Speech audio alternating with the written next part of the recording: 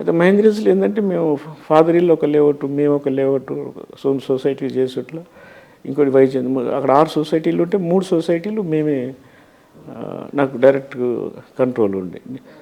అయితే అతను అక్కడే స్కూలు కాలనీ టౌన్షిప్ సొసైటీలోనే స్కూల్ పెట్టేశాడు. అయితే అతనికి క్యాంపస్ డెవలప్ చేయాలనేది ప్రెషర్ ఉండే ఢిల్లీకి వెళ్ళి.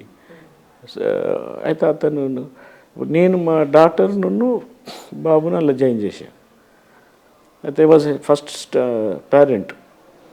అయితే ఒక రోజు ఏంటంటే మా పాపది ఏజ్ తక్కువ పడ్డది, దాన్ని కరెక్ట్ చెప్పేయడానికి పోతే ఆ ప్రిన్సిపల్ నన్ను 1 అవర్ బయట కూర్చొని పెట్టింది. అయితే అంత బిజీ కూడా ఏం లేకుండే, బట్ ఏదో రీజన్తో కూర్చొని పెట్టింది. మీరు హట్ అయ్యారు. కూర్చొని తర్వాత పని చేయించుకొని ఇంటికి వచ్చా. వచ్చిన తర్వాత ఈ ఓనర్కి సైకిల్కి ఎవరు చెప్పారు ఇట్లా కుమరయ్య గారు వచ్చిపోయారు ఇట్లా స్కూల్కు. నేను ఆయన ఫోన్ చేసి అడిగాడు ఎందుకు వచ్చావు ఏంటంటే, సరే ఇట్లనే మా పాపది ఏదో కరెక్షన్ ఉంటే, ఏజ్ కరెక్షన్ ఉంటే ఒక క్లాసు అప్పర్ గ్రేడ్ లాగా షిఫ్ట్ చేయడానికి వచ్చాను, but I waited for 1 hour అని చెప్తే ఇంటికి వచ్చేసాడు. ఇంటికి వచ్చేసి ఇట్లా మాట్లాడి సారీ అది చెప్పి నెక్స్ట్ ఏం చెప్పాడంటే, అది నీకు స్కూల్ ఇదంతా ఉంది కదా, why don't you join me అని ఆఫర్ ఇస్తే బాగా చేసుకుని 50% జాయిన్ అయిపోయాను.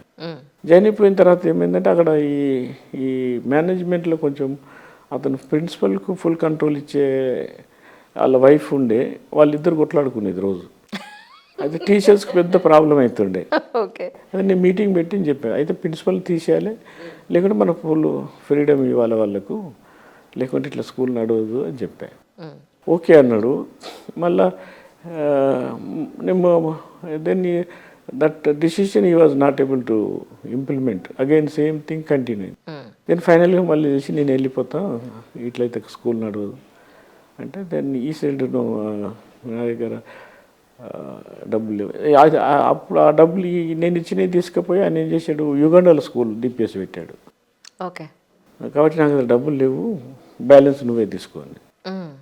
అప్పుడు బ్యాలెన్స్ కూడా ఇచ్చి తీసుకున్న తర్వాత అక్కడ ఏంది, ఒక రెసిడెన్షియల్ ఇంట్లో పెట్టాడు మనోడు స్కూల్, అది ఇమ్మీడియట్గా నడదని చెప్పి.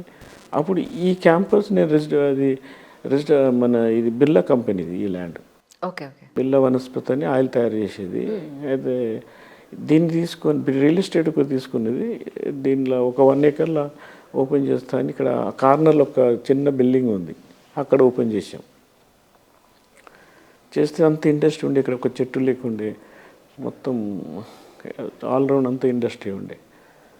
దీన్ని స్లోగా డెవలప్ చేస్తే, ఒక్కొక్క బిల్డింగ్ ఎక్స్పాన్షన్ చేస్తే, లక్ ఏంటంటే పేరెంట్స్ కోఆపరేషన్ కానీ మనం స్టాండర్డ్ డెవలప్ చేసేట్లా, ఇన్ఫ్రాస్ట్రక్చర్ అంతా చేసేట్లా ఒక పీరియడ్ ఆఫ్ 10 yearsలో ఇప్పుడు one of the best school in India.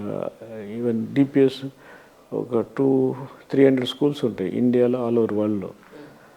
మనది హైయెస్ట్ స్ట్రెంత్ ఉన్న స్కూల్ ఇండియా నాచారం.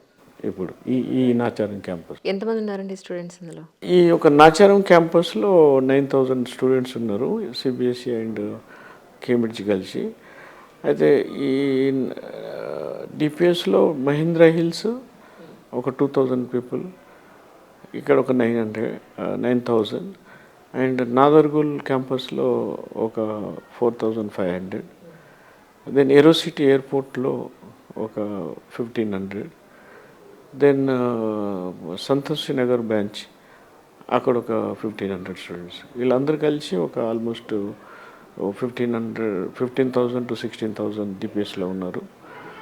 అదేవిధంగా పల్లవి ఫస్ట్ బ్రాంచ్ మన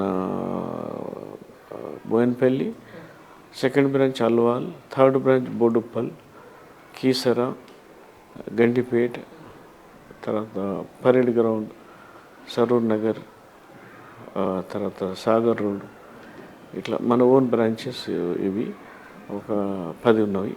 ప్లస్ మనం ఫ్రాంచైజ్ ఇచ్చాము ఒక 6 బ్రాంచ్లు, వాళ్ళు కొన్ని ప్రీ స్కూల్స్ అన్నీ కలిపి. ప్లస్ మన ఇంజనీరింగ్ కాలేజ్ నాగోల్లో ఉంది, పల్లవి ఇంజనీరింగ్ కాలేజ్ అండ్ ఎంబీఏ, అక్కడ ఒక 2,000 పీపుల్ ఉన్నారు. ఈ అన్నీ కలిపి ఒక 38,000 స్టూడెంట్స్ రన్నింగ్ ఇయర్.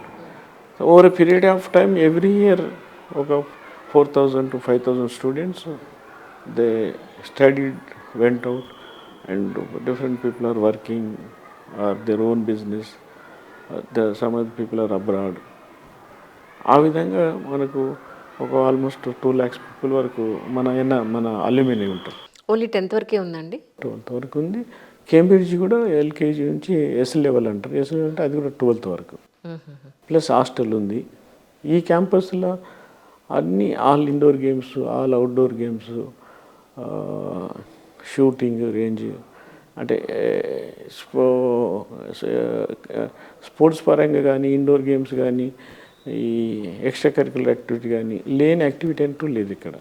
అంటే ప్రతిదీ 2 swimming pools, 2 badminton courts, 2 volleyball courts, badminton academy, Dhoni academy cricket, తర్వాత మన ఆర్ట్ గ్యాలరీ, తర్వాత ఇప్పుడు మన యమా వరల్డ్ ఛాంపియన్ అతను, మన స్కేటింగ్ రింగు.